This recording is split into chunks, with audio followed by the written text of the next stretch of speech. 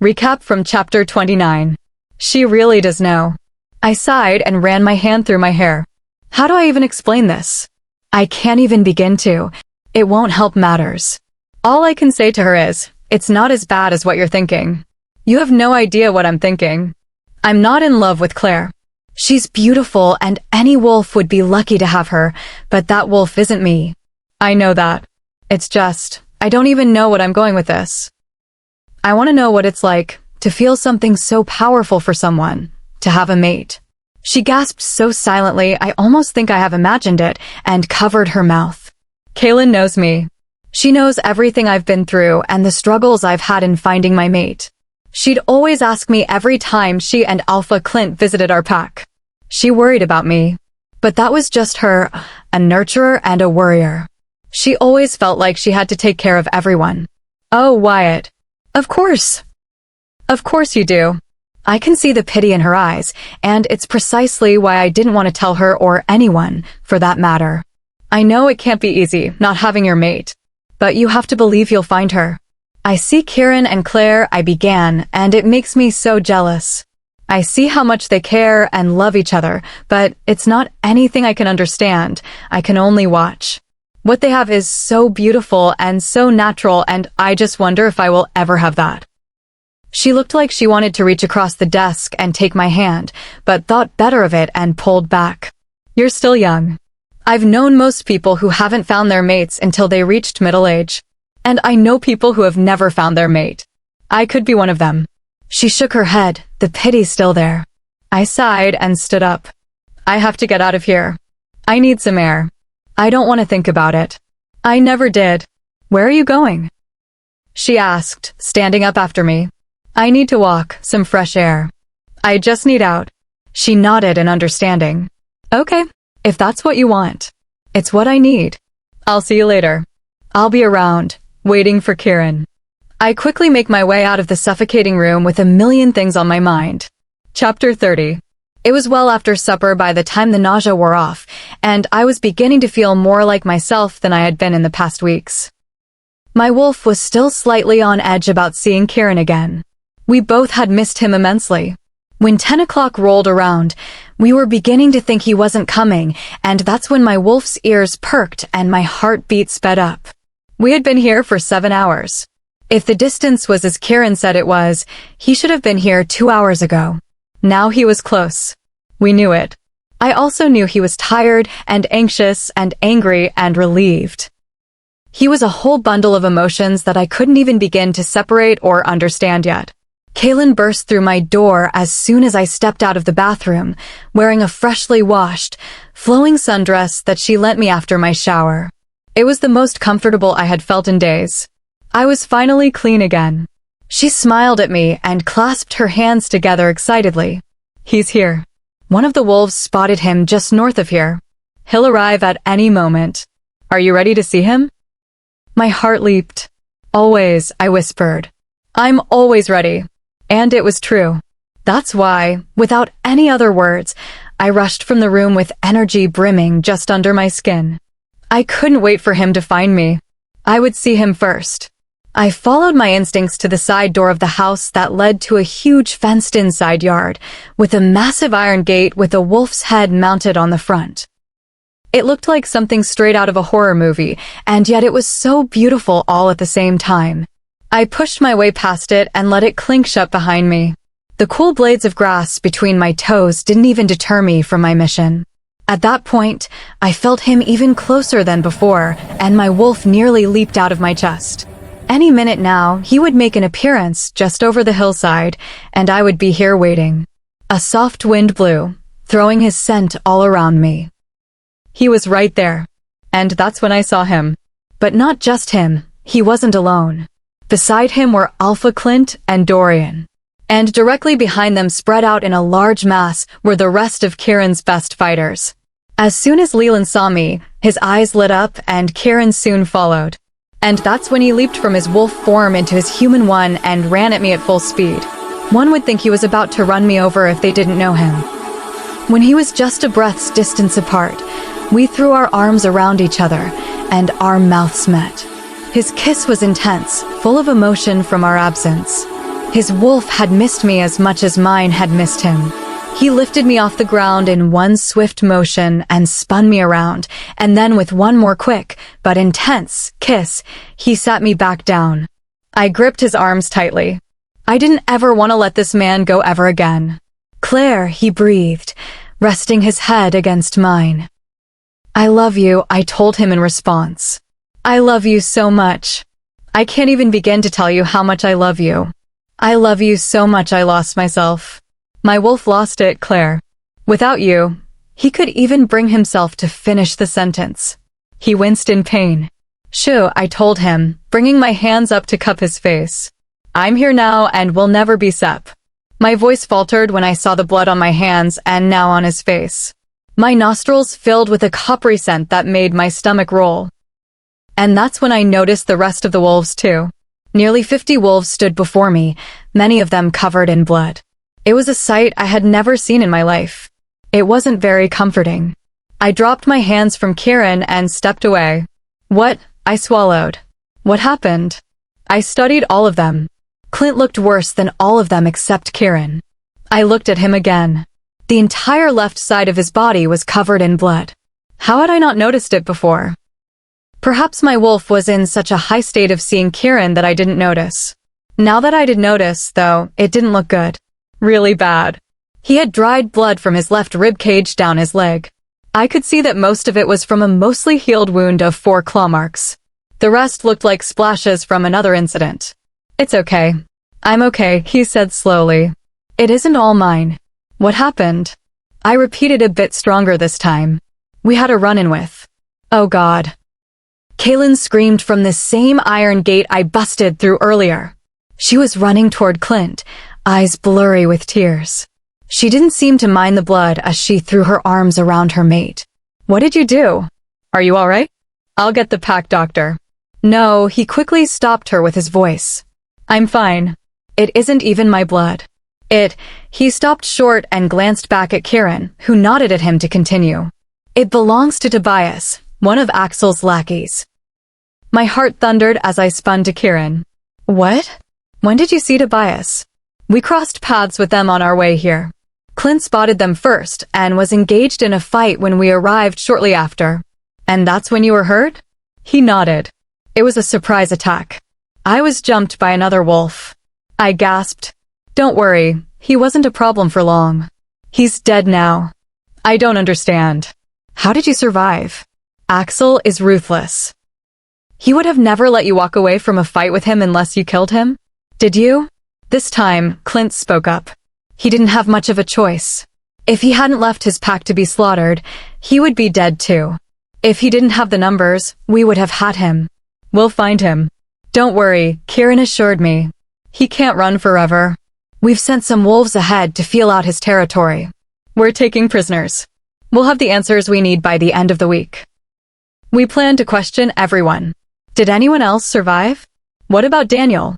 Kieran was quick to answer, and there was a certain coldness to his voice that sent chills through me. "He's gone. I killed him." He was void of remorse. He spoke as if he were speaking of an insect that made its way inside his house. He studied me for a reaction, but all I felt was shock. Daniel was dead. Kieran had killed him. "He's dead," I repeated, almost in disbelief. Kieran nodded. "Does that bother you?" Again, he studied me. "I'm just surprised, I guess," I told him. I didn't really know what to feel. Did I really expect Daniel's story to end this way? Sure, he was delusional, but he had lost it when he lost Jasmine and his baby. If I were to lose my baby, too, would I be in the right frame of mind? Maybe instead of death, all he needed was help.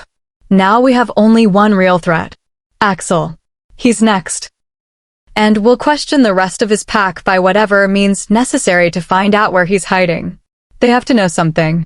By whatever means necessary. I knew what that meant. It meant that many wolves would suffer and probably even die if Kieran didn't obtain the information he was looking for. And if Axel didn't get back to his pack before Perilous Pack did, then one of those wolves that would suffer would be my friend, someone I had grown to care about over the past few weeks. Celia. My stomach dropped. Kieran, you can't. There are good wolves there. Some that can't help being there.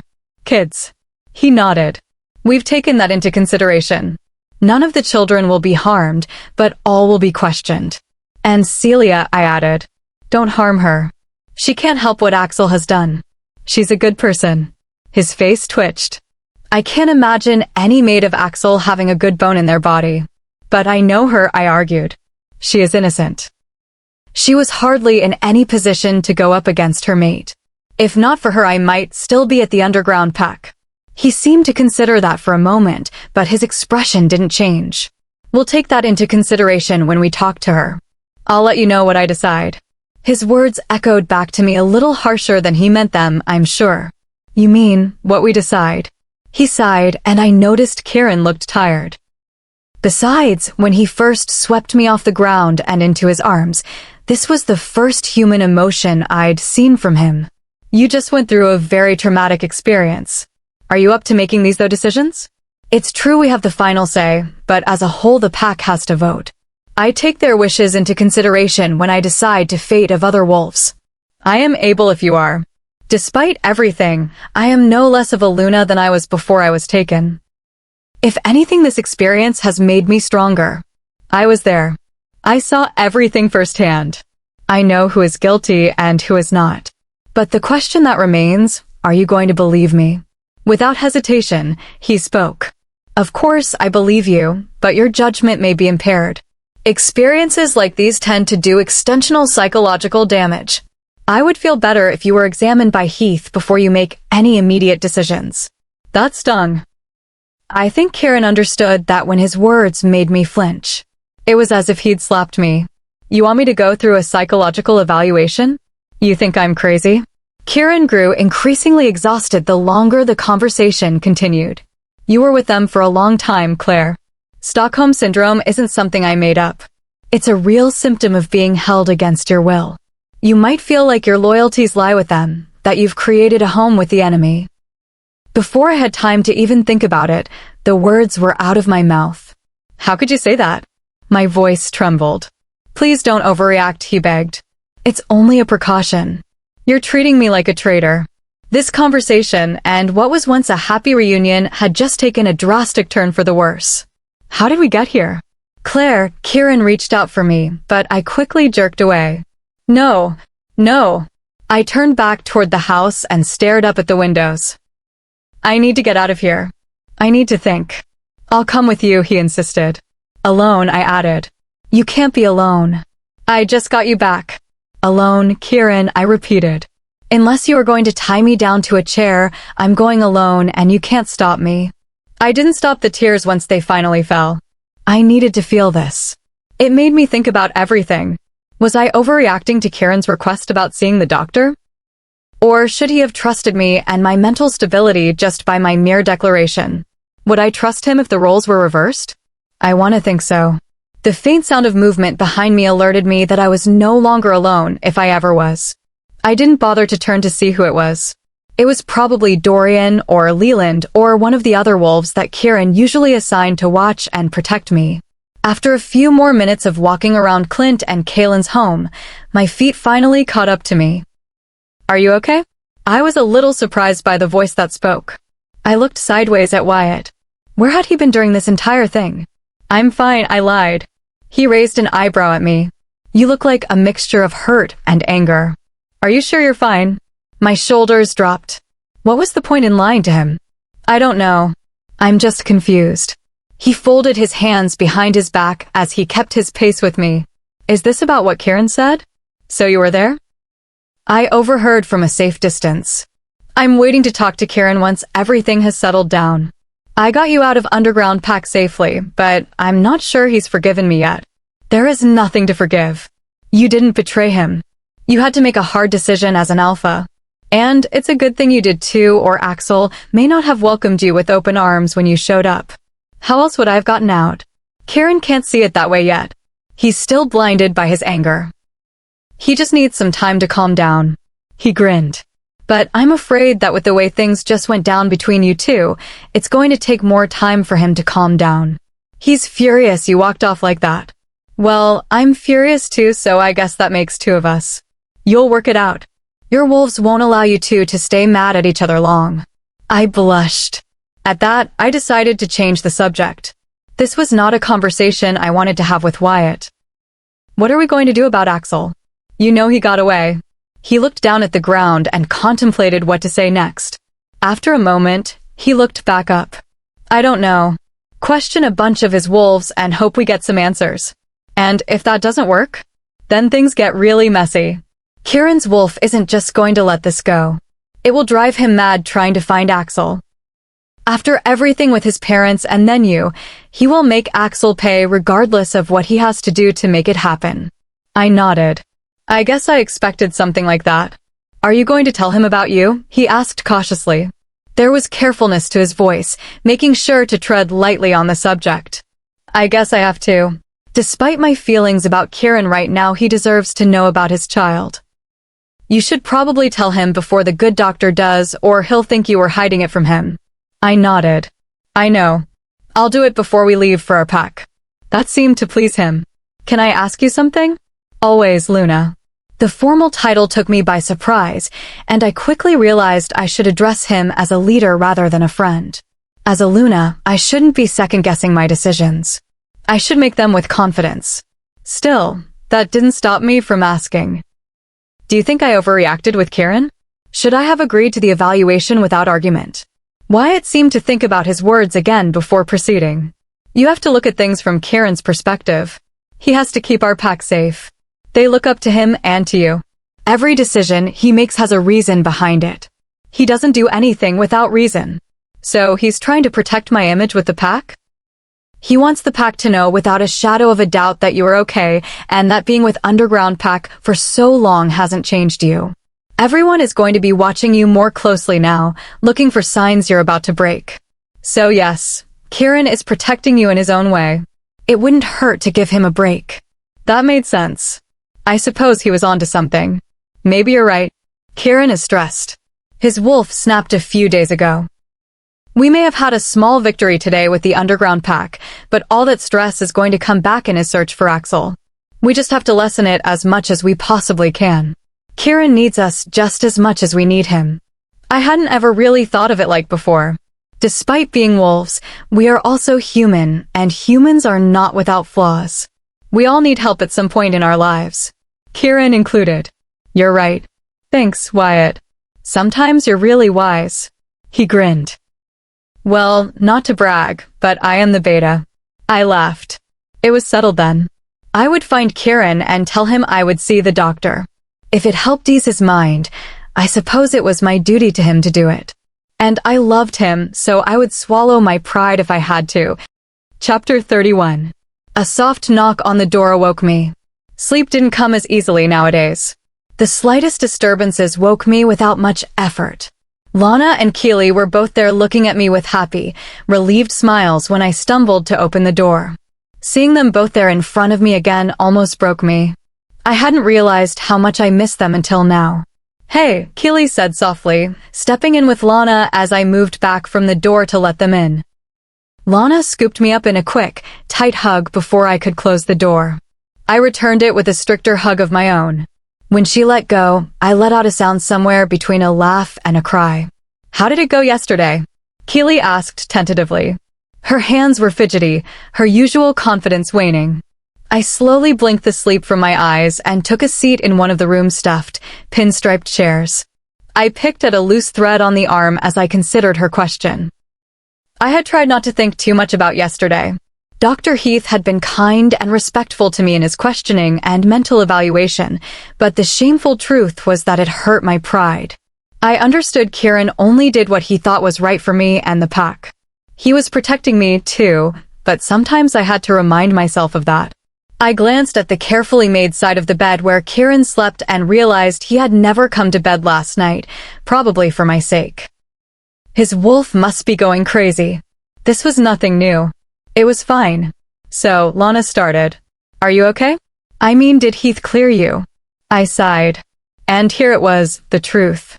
I knew I couldn't avoid it for long. I'm okay, I said. But Heath wants to see me a couple of times a week as sort of a mental therapy session. But he doesn't think you're any danger to the pack? Keely asked. I looked down. No, just to myself. Lana let out a harsh breath. What? They think you're going to hurt yourself?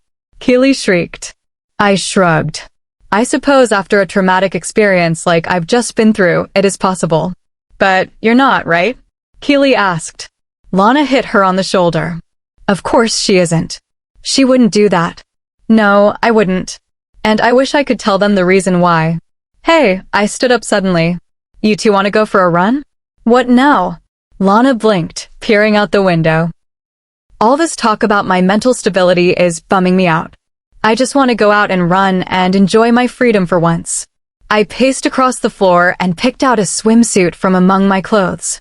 Come on. I want to go to the swimming hole. They both exchanged surprised looks, but they quickly vanished, replaced by broad smiles. Go get your suits, I said. I raced Lana and Keely through the woods, taking in every sight and smell and touch that I could. I jumped over some brush, rock, and logs, breathed in the fresh air, and welcomed the rush of air through my fur. Today, here in the woods with my friends, I felt truly free. No Dr. Heath today. No questing, no studying eyes, and no looks of pity. If everyone kept looking at me like I was broken, then I would never stop believing I wasn't. I just needed some normalcy in my life again. Lana came up on me quickly and leaped in front, never slowing her pace. She let out a bark of laughter. I had a feeling that since my disappearance, things around here had been tense, and I wondered how long it had been since they did something as freeing as this. I wasn't the only one whose things had changed. I felt a bond with my friends again, something I hadn't felt since I'd been back. I pushed ahead with my paws even faster, gaining distance on Lana, when Keely sped by us both and danced around a tree, nearly knocking Lana on her side. I howled and sped on. In seconds, I was back in the lead and nearing the lake. I was the first to hop in, taking in a few laps in my wolf form. My friends soon followed. When I changed back into my human form, I dunked under the water and slipped on the red swimsuit tied around my leg. When Keely came up for air, she laughed. Lana splashed her with water and swam out toward the middle of the lake. You were right, this was a good idea. I think this was needed. I grinned at Keely. Well, I am your Luna. I do know what's best after all. You should get Kieran out here. He needs a break from all his attack planning and revenge seeking. He's been pretty tense. I don't think that's the only reason he's so tense. Kieran hadn't been to our room to sleep in 3 days. I'd rarely seen him. When he did sleep, it wasn't with me. I knew what he was doing and was giving me some space. I wish he knew that wasn't what I wanted. Not when I had something important to tell him. He'd been locked up in the pack building so much, I didn't know when would be the best time to share the big news. Hey, look who it is. Keely called out toward the woods on the opposite side of us. Raya, Alpha Sawyer's mate, was walking over with a towel thrown across her shoulder. She was grinning at Keely.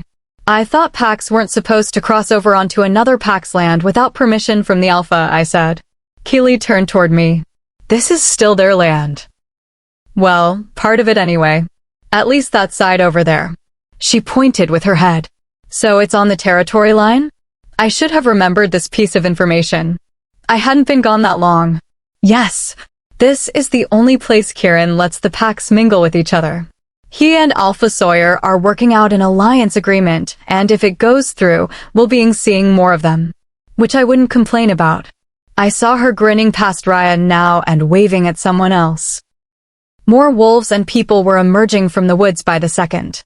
Some were getting in the water, and some were laying out blankets and sunbathing in what was left of the summer sun. Pierce's eyes left Keely's and landed on me. After the initial surprise at seeing me there, his smile got brighter. He looked back at Keely and winked, and picked up his speed. She blushed when she looked at me again.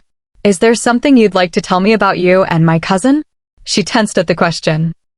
What do you mean? What I mean is I'm not blind. I can clearly see something is happening. No, it's not. There's nothing happening. We're just friends. I crossed my arms and raised my eyebrows. You know Kieran is going to kill him when he finds out, right? She laughed. Please. He's too oblivious to notice anything. His anger has made him less attentive to my activities lately. But you see, I'm here now and I know Pierce, and this is a really, really bad idea. He was, after all, flirting with Lana the last time he was here. We're not doing anything, just hanging out. Pierce jumped in the water and swam across the lake to us. And he was smiling like an idiot at Keely. Yep. I was in trouble if I didn't stop this. Kieran would flip out if he knew. He stopped in front of me and threw his arm over Keely's shoulders. She giggled. I eyed them carefully. Well, if it isn't the missing Luna, here in the flesh. I was wondering when I'd see you again. I frowned. You don't seem worried or concerned. Should I be? I thought about it. That was all the looks I'd been receiving lately. I thought it was shared among everyone. I don't know. I mean, I was kidnapped and all. He chuckled. And you're back, safe and sound. I knew you would be. You're not exactly the damsel and distress type. I knew you'd figure out a way to rescue yourself. I had help, I pointed out. But you're here nonetheless. And I'm glad you're back. Everyone around here has been on edge for weeks. I hope you gave those bastards that took you hell. I wish. Daniel's dead, I mumbled. He didn't look surprised. Yeah, I heard. I'm still trying to wrap my head around it. It seems unreal that he's gone. I nodded. It did seem that way. Daniel did many bad things, but I don't believe he was in his right mind. Those things he did weren't him at all. I wish he could have gotten help instead of death. But I can also understand why Kieran did it. If he were taken, I can't say that I'd do anything different. Come on. Let's swim, Keely said. No talk about Daniel. It creeps me out talking about the dead. Quickly, Pierce swooped down, lifted Keely in the air, and threw her into the water. He laughed when she shrieked and swam after her. Shaking my head, I sighed. Perhaps my warning wasn't clear enough. Walking back to the pack house, the wind picked up, causing us to shiver and wish we had brought beach towels to dry off with. People and wolves were milling about the territory. Thankfully, none of them gave me their pitted looks. I'm not sure I could bear it anymore. In fact, I was rarely looked at all. Maybe they didn't think to look for the Luna out and about so soon. I was glad they were none the wiser. The few pitying looks I received, I did my best to ignore them. Having Lana and Keely here definitely helped me feel normal again. But it also made me miss Jennifer. Felix had taken her to see her parents a few days before we came back and wouldn't be back until tomorrow. I'm sure Felix gave her the news that I was back. I looked over my shoulder at Keely and Lana. I'll catch up with you two later. I'm gonna go change and find Kieran. They both nodded. Good luck getting him to talk, Keely said. He hasn't acknowledged my presence since he's been back. He always brushes me off. Well, I'm not giving him a choice. We need to talk. Just as I'd said, I changed into some shorts and a t-shirt. I immediately took note of how snug they were fitting lately. I should probably buy some new clothes soon, before nothing fits me anymore. On my way to the pack building, my stomach growled, and I silently cursed myself for not grabbing breakfast this morning. I was now responsible for another person, and I had to take better care of myself. And my child. I threw open the door and stepped inside the building. There were many more people in the building than on a typical day. Everyone noticed me within seconds and bowed their heads in respect and sympathy. I tried not to growl. Where is Kieran? I asked Chase, who was standing closest to me. He's in an interrogation right now. Would you like me to interrupt him? I could hear the apprehension in his voice. We both knew that would be disrespectful to an alpha, so I declined. I wouldn't want to get him in trouble. He's been in there a while. He should be finished soon. If you'd like to wait, Leland, Dorian, he's all yours. See him back to his cell. You may have to carry him. I'm not sure he can walk. My eyes shot across the room to Kieran, Leland, and Dorian. I hadn't spoken to Dorian since that day in the woods, but I wanted to make sure he knew it wasn't his fault. I hoped he wasn't racked with guilt. They made it out of the room quickly, just as Kieran noticed my presence. Everything in the room quieted. I cleared my throat and stepped forward. Can I speak to you for a minute? He shifted his weight and looked around the room before settling his gaze back on me. Can it wait? I'm kind of busy today. You're always busy, I said flatly. I'll find you tonight. We can talk then. He reached out and took some papers from another wolf and started discussing something in their business tones, which made my skin boil. I clenched my fists. Bring the next one in and we'll get started, he ordered just as they started to walk off. The room quickly fell back into chatter and shuffling, as if that whole scene didn't just happen, and no one looked back up from their work. This time, I did growl. "Everyone out," I ordered. All heads snapped back up immediately, and quickly they sought out Kieran, who held barely constrained surprise from my outburst. "I said out," I repeated. "Now."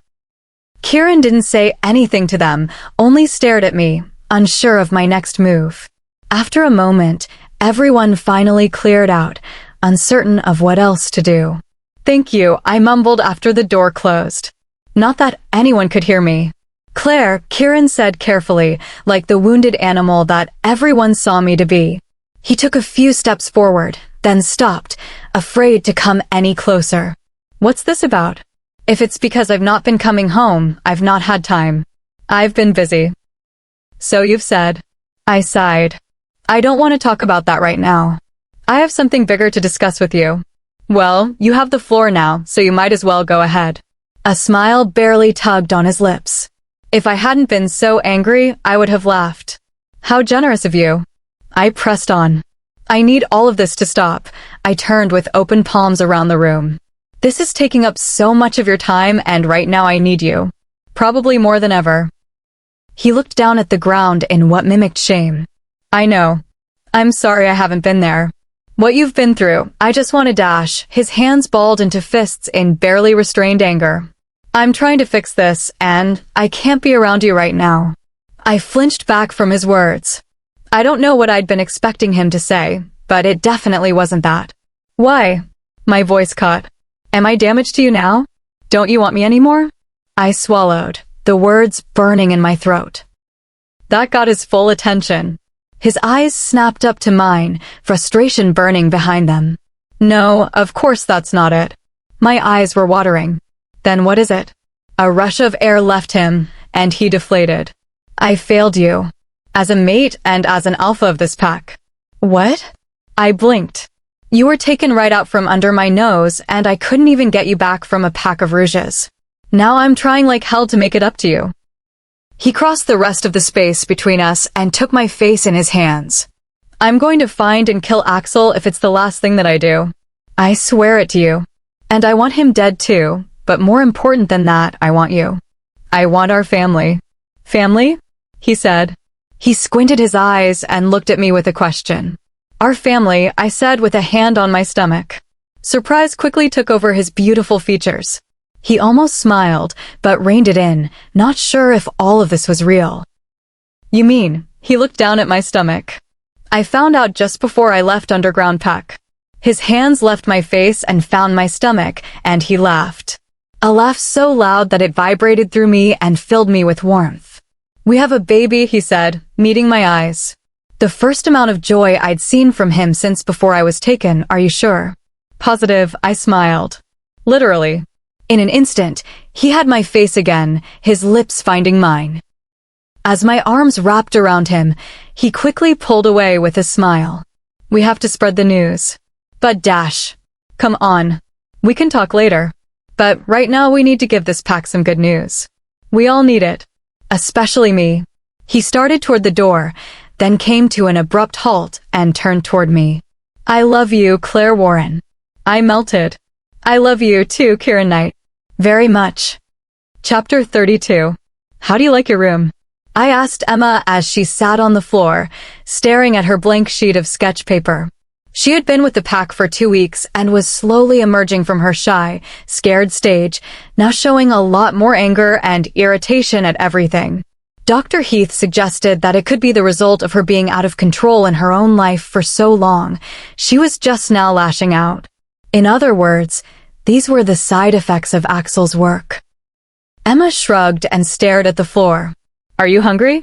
Lana made lunch. I could have her bring some up, or we could go down to the kitchen." "Whatever," she mumbled. I sat and waited for her to clarify which she preferred, but when she didn't say anything more, I pushed myself up from the floor and stood. "I thought we might go outside after you finish eating. It's pretty and you could swim if you want." Her reply was silence. I sighed. "What do you want to do, Emma?" "We can do whatever you want." She looked at me then and, with a pitched voice, said, "Can you take me to my parents and my brother?" I froze. No. She knew they were gone. She saw them die. I knew this was one of the times she was lashing out at me. She was hurting for her family, and I was there. Then I'll stay here, thanks. She picked up her sketch pad off the floor and flipped through the pages. I barely caught sight of the pictures of her family before she closed it. She grabbed her pencils and stood up. She had extreme talent for someone so young. I didn't know many 8-year-olds who could draw so well. Okay then. I didn't know how else to deal with this situation. If you change your mind, let me know. I'll ask Lana to bring up your lunch. Don't bother. I'm not hungry. She tossed her art materials on the bed and left for her small bathroom. She shut the door rather loudly and turned on the shower. After a moment, that's when I heard it. Her soft sobs just under the sounds of the running water. No matter how much she tried to hide her emotions, they were always there, just beneath the surface. How did it go with Emma today? Lana asked after returning from her room with the empty plate. I knew Emma would be hungry regardless of what she said. She was wired to be difficult right now, and she had every right to be. There was no right way to grieve. She would do whatever it took to get through it. The same, I told her. I don't know what else I can do besides keep trying. That is Dr. Heath's suggestion anyway. She raised her brow at me. Do you have a better suggestion? I shook my head. Maybe you should talk to your mom. She seems to be the mom of moms after all. She might have some suggestions. A small laugh escaped my lips. She is that. I'll never live up to her legacy. Who could? Jennifer joked upon entering the kitchen. I was so glad to have her back from our old pack, even though it had been more than a week since she arrived. Hey, I smiled. Hey, she grinned. Tall, blonde, and handsome is looking for you. I narrowed my eyes. Kieran isn't blonde. Really? She said in fake shock. I never noticed. She then shook her head at me. I'm talking about Wyatt, sweetie. Has your mate heard you call Wyatt handsome? She rolled her eyes. I do have eyes. It doesn't mean I'm in love with him just because he has a pretty face. Lana laughed. He said he would be in Kieran's office, Jennifer said. I nodded. Fine. Will you please look out for Emma today? Jennifer narrowed her eyes. The kid? You know, I don't think she likes me very much. She doesn't like anyone very much right now, I supplied. Fine. Go see Tall and Dreamy. I've got you covered. I laughed at her. Thanks. I knocked on the office door even though there was no need. I knew Wyatt was waiting for me there. When he opened the door for me, he looked frazzled and worried. It was clear he had been pacing the floor for some time. He was restless. Hi. Is everything okay? He shook his head and pulled me inside by my hand and shut the door. When he released me, he began pacing the floor again. It's bad, Claire. I don't know what to do. Oh, geez. What happened now? Did you and Kieran fight again? He shook his head. It's nothing like that. We're good for now. I raised my eyebrow. For now. I went to town today. Okay. And I had a fender bender. It was one of the new SUVs. Okay. Well, that's bad, but I don't think Kieran will kill you over it. He can have it fixed. He stopped his pacing and looked at me. That's not the worst of it. There's more. He ran his hand through his hair, causing it to stand up in places. Mixed with his nervous manner, he looked a bit crazy. She got out of her car to give me her insurance information and, oh heavens, Claire. What am I to do? She was beautiful. Okay, so you told her she was beautiful and it freaked her out? Worse. I sort of took her. My heart quickened. You what? I know, he said, guiltily. You took a girl just because she was beautiful? People go to jail for things like that. I started pacing the room now. Geez, Wyatt. I know you want to find your mate, but this is just insane. You can't just walk around abducting pretty girls. What were you planning on doing with her?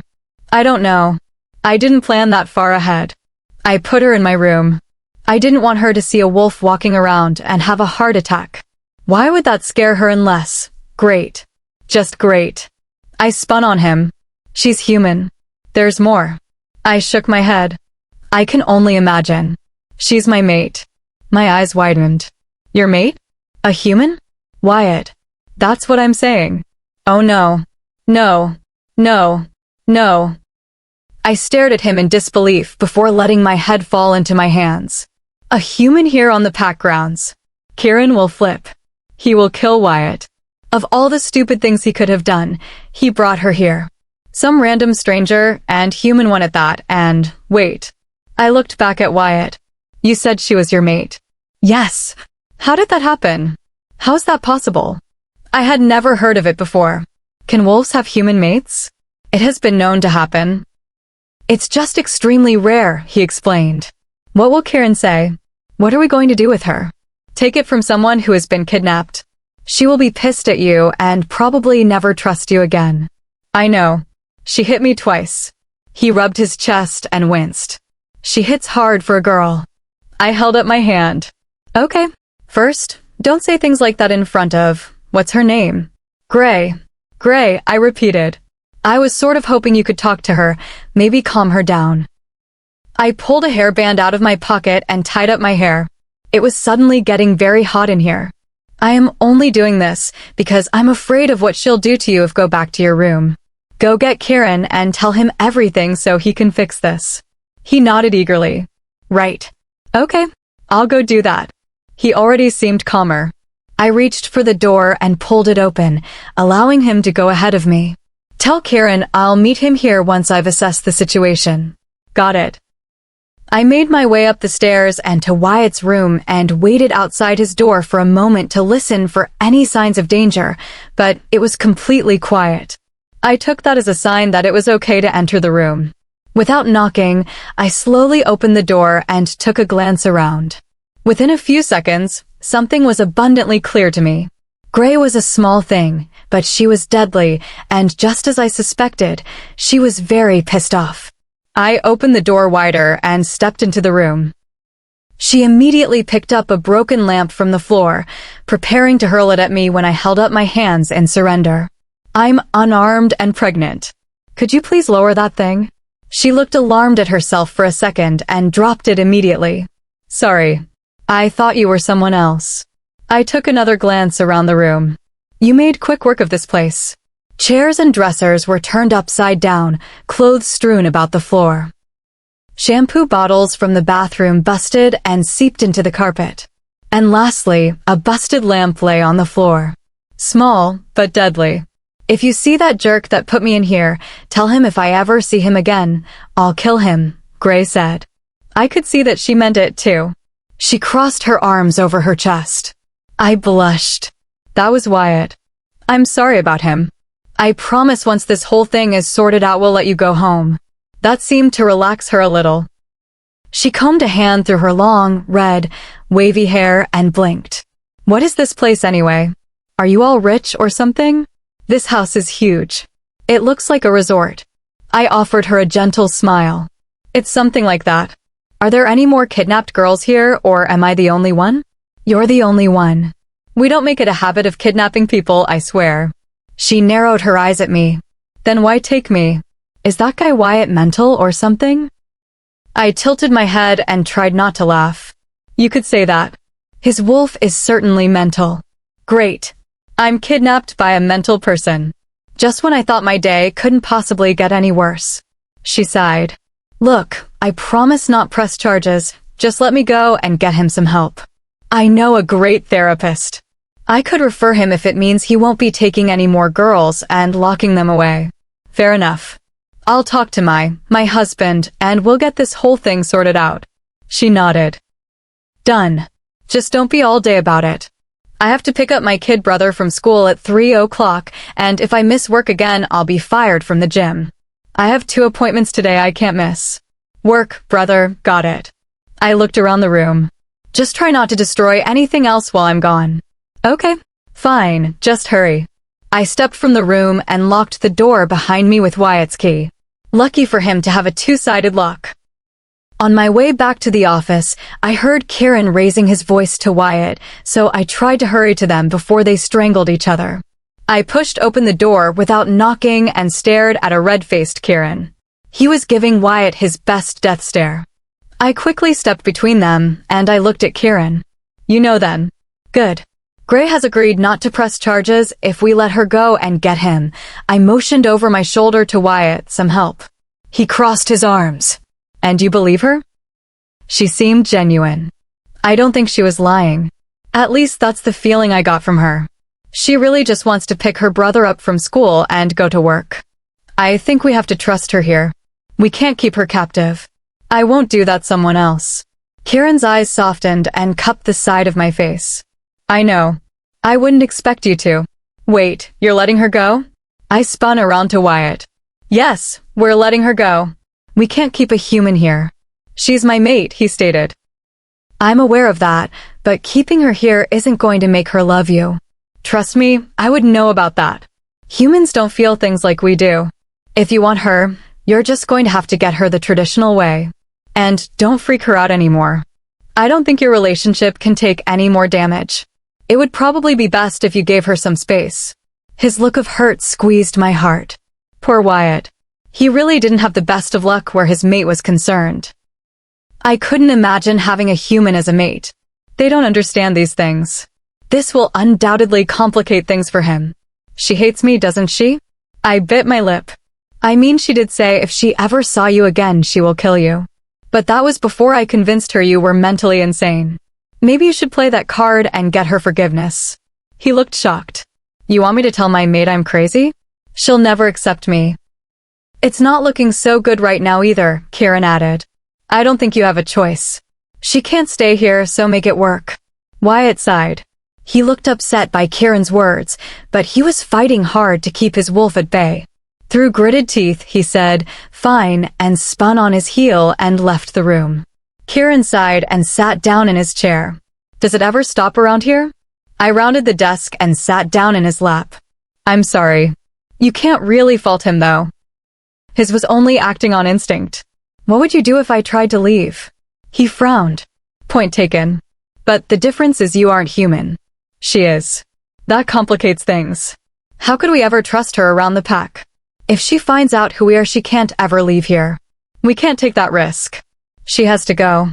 I sighed. I know. I'll keep her out of the back where the rest of the wolves are and take her home using the front. You'll have to keep the wolves out of the way until we leave. He agreed. Take Leland and Lana with you in case you run into trouble. I nodded. Will do. Keep watch on Emma while I'm gone. Jen might need some help. And see if my mom will talk to her. She's in the nursery with the pups. He cupped my face and brought my lips to him. Of course. Be careful. You're wearing your tracker. I pulled up my wrist, showing off my bracelet. It's here. You can't be too safe with Axel still out there. He smiled, but only a little.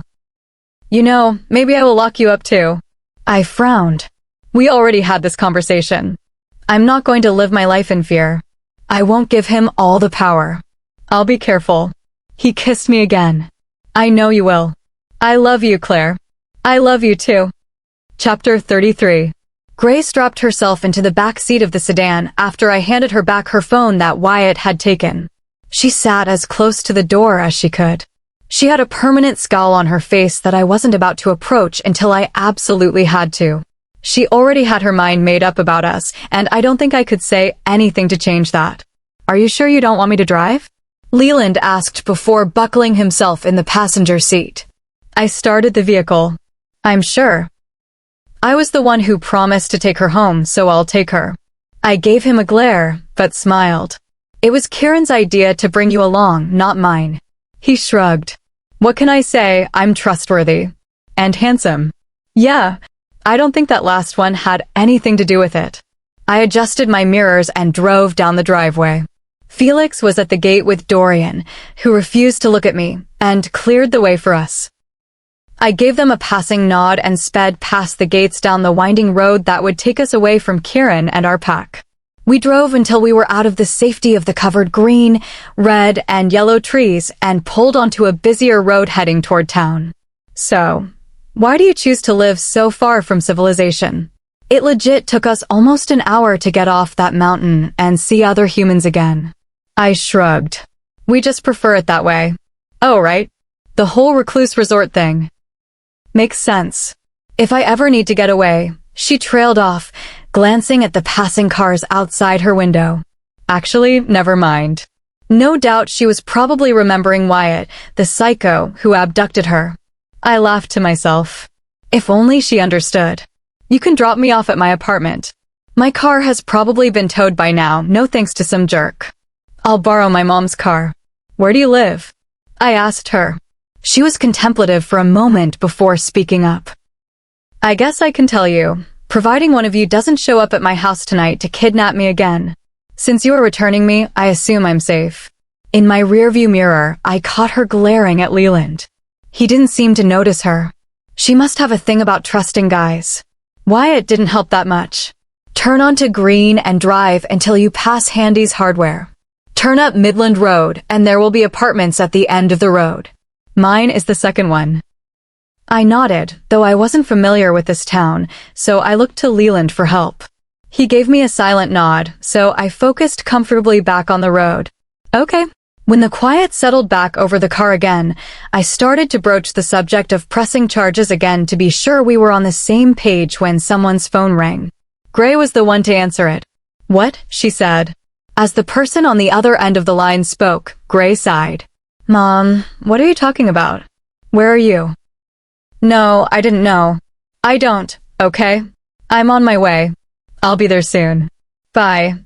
She shoved the phone into her pocket and huffed. Can we move this thing a little faster? We're barely moving. We're already 10 miles over the speed limit, Leland said. I believe I was talking to her, Gray said irritably. Seriously, I have a family emergency. Can we go any faster? I looked down at the speedometer, then checked my rearview mirror. What are you doing? Leland asked me. I'm trying to get her home. You heard her. It's an emergency. Easy. You don't want a ticket. We're trying to fly under the radar, not above it. You guys are so weird, Gray muttered. Lana laughed quietly beside her, probably thinking the same thing I was. If Gray could understand, she had no idea who we were. It would most likely scare the life out of her if she did. We're fine, I said. Gray will be home soon, and then we can fly under the radar again. Leland didn't like it, but he let the subject drop. Probably for Gray's sake. No need to raise suspicion. Gray lived in a 4-story apartment building beside another one exactly like it. They were both a boring tan color. There was nothing particularly defining or special about them. If it weren't for the colorful changing trees beside them, the place would have looked dead. Maybe living at Kieran's had spoiled me. Gray leapt from the vehicle before the car stopped and slammed the door shut behind her. She didn't bother with a second glance or any parting words before she left. I guess I couldn't blame her. She probably never wanted to see us again. I started to back out of the parking lot when Lana held up Gray's phone, which must have dropped. We don't want her coming back for this. Kieran will have a conniption. I groaned and put the vehicle in park and unbuckled my seatbelt. I'll take it to her. You don't know which apartment belongs to her. Then I guess I'll have to ask someone. And I did. The first person who answered the door gave me Gray's apartment number. It was only on the second floor. I walked up the steps to her floor and found her apartment quickly. I knocked twice, and after 30 seconds, Gray appeared at the door. She narrowed her eyes when she saw me. What do you want? I held up her phone. You left this in the... She grabbed it from my hand. Thanks. She was just about to shut the door on me when a woman who looked to be in her 40s yanked it open and marched out. She looked like she had been crying. Excuse me, she muttered as she moved around me. Gray closed the door behind her and rushed after the woman. Mom, wait up. I took that as my signal to leave and followed them to the parking lot. Gray was yelling something after her mom, but her mom didn't appear to be listening. Where are you going? I'm going to get your brother from school and I'm grounding him for 6 months. Then I'm calling your father and he's coming back home. This has gone on long enough. I don't think that's going to help. Does he even want to come back? Gray's mom spun on her and wiped her eyes. It doesn't matter what he wants. It's clear your brother is acting out. First he drops out of soccer, then his grades drop, and now drugs? What's next? He drives his car off a bridge. He doesn't have a car. You know what I mean. Or worse, he could knock up that girl he's seeing. What's her name? Her name is Sarah, and I don't think that would be worse than driving his car off a bridge. Her mom turned back to the car and opened the door. Never get married and never have kids. They are too much stress. Gray flinched, but tried to hide it. Thanks. I'm glad I know how you really feel. You know I wouldn't change things for me. But it's not too late for you. Come on, get in. And call your dad. Tell him to meet us at the school. Gray got inside the car before I got inside mine and sped out of the parking lot with her mom. My hand was still on the door handle, staring after them. I knew it was wrong to stand there and listen, but I couldn't help it. Maybe if I could come back with some information, any information. Wyatt would appreciate it. He knew practically nothing about his mate, and I barely knew more. I pulled on the handle and got inside the car. Lana and Leland stared at me, waiting for an explanation of what had just transpired in the parking lot just now. I shrugged. Her brother is in some kind of trouble. Her and her mom were arguing about it. I didn't ask questions. That girl seems to have a lot going on. Wyatt needs a lot of luck with her. It's always the hot ones that are crazy. Leland shook his head and backed out of the parking space. I don't think it makes her crazy that she didn't want to be kidnapped and was willing to fight her way out. He stopped to let 2 cars drive by in front of us, then proceeded to the exit. It's not just that. You can tell she has wild eyes. She's feisty and tough. Isn't that a good thing? She has no problem taking care of herself. If you ask me, that's a good quality to have. He nodded. It is, but I think she's going to be too much for Wyatt. He smiled. You'll see. Want to bet on it? Lana asked. Leland looked intrigued. What are talking? Money or a lifetime of servitude? She smirked. Why not both? I like it. I threw up my hands and tried not to laugh. You two are despicable and you shouldn't be trying to profit from Wyatt's mate. What can I say? I'm an opportunist, Leland said, turning onto the main road. When we made it back to the packed territory, Wyatt was waiting for us at the garage. He looked anxious and had probably been waiting there for a while. He rushed to me as soon as I got out of the vehicle. He followed me toward the house. How did it go? Fine. We took her home and left. Apparently, that answer wasn't good enough. Did she say anything to you in the car? You saw where she lived, right? She said very little, and I'm not going to give you her address if you're going to stalk her. You need to give her some time, and then you can casually run into her somewhere. If you're truly mates, then the universe will bring you two together again. You can't be kept apart for long. As I glanced at him, he was looking back at me, none too thrilled. Who knows how long that could take? I sighed. I know, but the best things are worth waiting for. As someone once said, anything worth having doesn't come easy. You're going to have to be patient and work for it. But since she's your mate, you know it will be worth it. You're such a Luna right now. I had a feeling he wasn't complimenting me right now, but I smiled anyway. Thank you. Can you at least tell me how she was before you left her? He pulled the door open for me to enter the house. Busy and arguing with her mom. But overall, she was fine. Trust me. He looked like he wanted to argue, but changed his mind at the last minute. Kieran wants you to come to his office to make sure everything went well. Okay. I walked ahead of him to find Kieran, then stopped, feeling like I should try to do something more for him. I turned back to face Wyatt. Look, if you have seen her in a couple of weeks, we'll figure out the next steps together. Just promise me you'll give it that at least. He hesitated, but after a few seconds said, okay, I'll try. I smiled. Good. I'll talk to you later then. And I went to find Kieran. Later that night, as we were lying in bed, discussing the future of the pack and Axel and Wyatt, Kieran turned onto his side and brushed a stray hair from my face, tucking it behind my ear. He was watching me. I blushed. What? He didn't say anything for a long time, then leaned forward and rested his head against mine. I was just thinking. About what? How lucky we are that things turned out this way. About you and me, I mean. I couldn't imagine things ever being different. I used to think that without Jasmine I would fall apart, that my wolf would eventually drive me crazy. But then I found you and everything changed. It was almost like fate was offering us a second chance, and it all led to this. He lifted his hand and placed it on my stomach. And this. I looked down and smiled. We are lucky. When I looked back up, I placed my hand on the side of his face and leaned forward to kiss him. Thank you for putting me back together. You put me back together too. You're amazing, Luna, and I know you'll be an amazing mom. I couldn't be happy without you. Me either. Just as I was about to kiss him again, a knock sounded on the door and Kieran groaned. Never a moment's peace. Of course not, I laughed.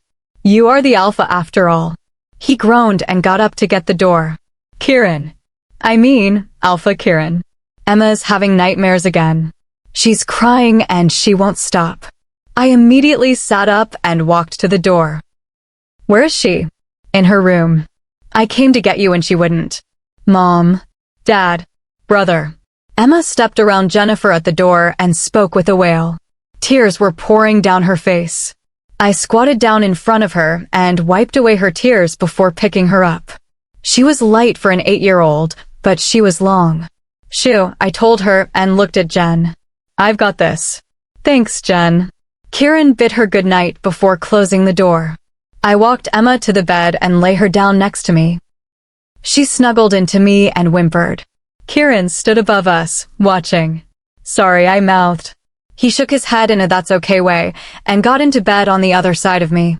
I wasn't a mother yet, but it felt like, since becoming pregnant, I had discovered a maternal side to myself I had never had before. As I lay there, I tried to recall a song my mom used to sing to me when I was little and began humming it until I slowly found the lyrics. Smile, though your heart is aching. Smile even though it's breaking. When there are clouds in the sky, you'll get by. If you smile through your fear and sorrow, smile and maybe tomorrow, you'll see the sun come shining through for you. What's that?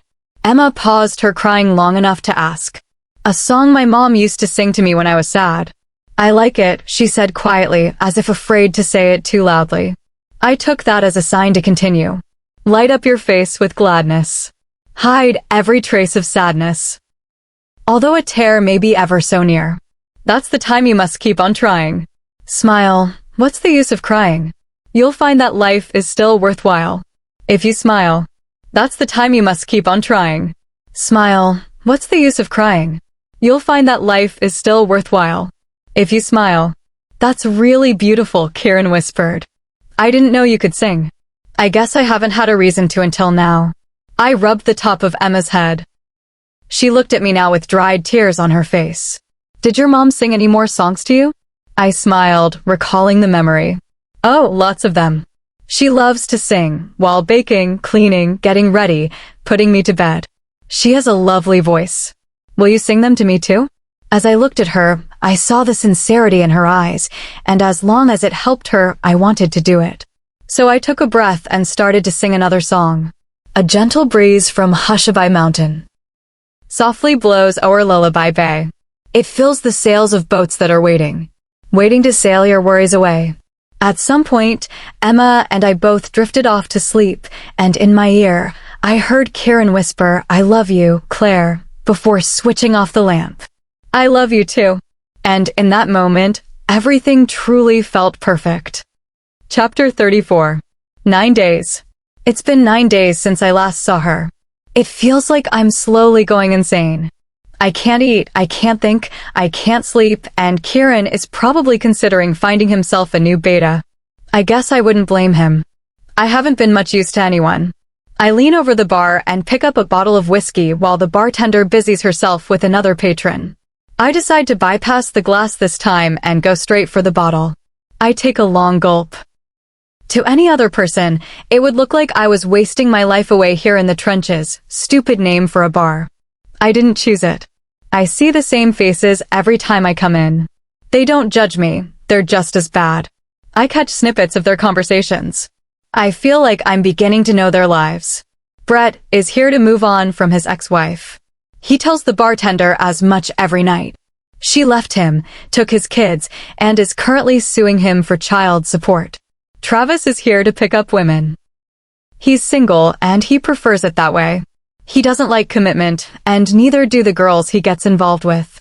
Alex, he's in a band. He comes here to drink and write lyrics. He doesn't bother anyone. He's the quiet type. But I'm here for a different reason. I'm not trying to forget anyone or pick anyone up. I come for the alcohol. It helps me sleep. And if I sleep, I don't think about her as much. I don't do it for me. It's for my wolf. My wolf is restless. The alcohol numbs him a little. He relaxes more. I say he, but he's just another part of me. A part of me that needs gray. I stop to think of her name. I haven't thought about her name in a while. It's beautiful. I don't know why her parents chose it for her, but it suits her. It's the calm before the storm. When the sun begins to fade to the background, when the gray rolls in and takes over the sky. Its color is a promise of something more, a warning of the storm to come. That's when the world is at its quietest. They're all waiting to see what comes of the gray, how bad it will be. That's the way I think of her. How bad is it going to be? She hates me, thinks I'm insane. She wants nothing to do with me. How hard is she going to make this for me? I never thought a simple human could do this to me. She's leveled me. A once tall, sturdy building is now reduced to ashes and rubble on the ground. There's nothing left. I take another drink and lay a 50 on the bar. Time to call a cab. I need to get home before the buzz wears off. I can't sleep then. I've tried to drink at home, but she haunts me inside those walls. I see her everywhere. She was only there for half a day, and the place was already hers. She was in my room. My room. How the hell am I supposed to sleep there now? I've screwed everything up. I don't even know how to fix this. My phone rings. I struggle to pull it from my pocket. It gets caught at the end and falls from my hand onto the hardwood floor. I reach for it and wince at the half-broken screen. It was a bad phone anyway. At least the screen still works. Hello. Kieran is looking for you. Hello to you too, darling. You're drinking again, aren't you? Claire's soft voice floats through the phone. I laugh, or try to. It ends up sounding like a grunt. Am I that easy to read? Your words are slurring. I can hear the disappointment in her voice. She sighs. Okay. I'll just tell him you're out. Do you have a ride home? I'll call a cab. She sighs again, like she doesn't know how to deal with this with me. No. Don't do that. Kieran will see the cab pull up, and he'll chew you out again. I'll come get you. What's the address? I looked toward the sign on the wall even though I already knew the place. The trenches. She makes a disgusted sound. All right. I'll be there in 15. Stay where you are. I hang up the phone and sit back down at the bar. The bartender is here now, and she's staring at the bottle in my hand. She's pretty, with long black hair, dark skin, and a tattoo on the inside of her elbow. I've asked her about it before, but she never wants to talk about it. Cleaning me out again? She asks. She's not angry, just stating the facts. I nod and push the 50 toward her. For your trouble. She picks up the money and pushes it into her bra. It's not my trouble I'm worried about. How are you getting home? A friend. She raises her eyebrow. A girl? As a matter of fact, she is. She smiles. I thought you weren't here for that. I shrug. I'm not. She's a friend. She shakes her head and starts to walk away. Well, tell your friend to keep a better eye on you. One day you're going to wander in here and never leave. She looks to the other end of the bar, where a balding man is sleeping next to a half-full glass of beer. I do my best to light a cigarette, but the rain won't let up. I push myself under the overhanging roof, outside the bar, but it's not enough to keep me dry. A pair of headlights swerves into the parking lot and stops beside me. I don't have to see the driver to know who it is. It's the only one of Kieran's cars that Claire likes to drive. It's all but hers now. She leans over and opens the door for me. I get it and smile. Such a gentleman. She tries not to smile, but she does anyway. Shut up. Is that any way to talk to your beta? Is that any way to talk to your Luna? She counters. I close the door and she pushes through the rain and pulls out onto the road. I lean back into the seat and close my eyes, letting the roar of the engine soothe me into sleep. I don't know how long I sit like that, but after what feels like a few minutes, Claire shakes me awake. I force my eyes open. Yes! I'm dropping you off around back. Kieran is in the Pack building finishing up some business. He won't hear or see us. I nod and close my eyes again. Good girl. Don't sound so approving, she says. I lied to Kieran for you. I open my eyes again. And why did you lie to him? I can handle him. She's quiet for several long seconds, and then she shifts gears and turns onto our driveway. Because I don't want you two to damage your relationship any more than you already have. You two are supposed to be best friends, and it's been different lately. Whose fault is that? Yours, she says matter-of-factly, then, quieter, she says, and Kieran's. It's hard for him to understand what you're going through. This thing with Gray. He doesn't understand because he doesn't want to. He's worried about the pack because she's human. That's true, but we're going to figure it out. It's been 9 days, Claire. You said you would help me if I gave it a couple of weeks. That time is almost up. What are you going to do? She blinks a few times and glances at me. In a low voice, she says, I don't know. I run my hands through my hair. I'm losing it, Claire. Like, really losing it. I'm seeing her everywhere. And last night I dreamed of her. I can't even escape her there anymore. I'm sorry. You don't get it. No one does. She hits her hands on the wheel. Okay, you're right. I said I would help, and I will. I owe you that much. You did save my life. You don't owe me anything for that. She pushes her hair out of her face. I do though. And it doesn't matter because I would help you anyway. You know Kieran won't like this. Yeah, well, I'm a big girl, I can take care of myself. She glances at me again. I'll help you, Wyatt, just let me come up with something first. We pull up to the back of the house, and Claire nudges my arm. Now get out of here before Kieran shows up and chews us both out. I push the door open and wobble until I get my balance. Claire looks concerned, but I assure her I'm fine and close the door behind me. I don't wait for her to park the car before I make my way inside the house. I come in through the kitchen. All the lights are off except the one above the stove, and no one is there. I bump into a few chairs as I pass them, but no one hears me. The stairs are another matter altogether. I catch myself several times before I fall, and one time I do fall. Everyone must be in their rooms for the night because no one comes out to investigate the disturbance. I am relieved when I reach my room. The room only barely spins. I barely get the door closed before I take down a lamp beside me. The shade falls off, but the bulb doesn't bust. I groan. I'm a mess. I fumble for the bed, ready to collapse, when a vision in red catches my eye. She's standing by the bed in a long red dress with her long red hair spilling down her back. She smiles at me, but doesn't speak. You again, I say. She sits next to me after I throw my arm over my eyes to block her out. I think I feel the bed shift. Or maybe it was me who shifted. I can't really tell. You're torturing me. But it's better than being alone. She touches my hair and I sigh. Where are you? I ask. She taps my forehead. In here. I roll over and face her. You won't make this easy for me, will you? Again, I'm greeted with a smile and no words. Jesus, she's beautiful. Her hair, her dress, her light freckles that decorate her nose and cheeks, and her lips that always look a little bit pink. She'll kill me if she isn't careful. I've fallen so deep. Go to sleep, she whispers. It's always better in the morning. I look at her, really look at her. She looks like Gray, but not the hard, tough girl I remember. This girl is soft and gentle. That's when I really know my mind is messing with me. If Gray were here, she'd be angry. Hell, she'd probably punch me. No, this isn't Gray. This is just my mind. I smile at her and she at me, and that's all I see when the lull of sleep finally pulls me under. At 9 a.m., Claire wakes me. Her eyes are bright. She's standing over me, smiling. Are you watching me sleep? Don't flatter yourself. She nudges me in the arm. Get up. Why? I groan. Kieran has an errand for you. I force myself to sit up. You seem far more excited about that than I am. You'll want to do this, trust me. She's practically beaming. It was my idea. I nod. So that explains it. What are you having me do? We're going to the pharmacy to pick up few necessities. I suddenly ran out of prenatal vitamins last night. So I'm your errand boy.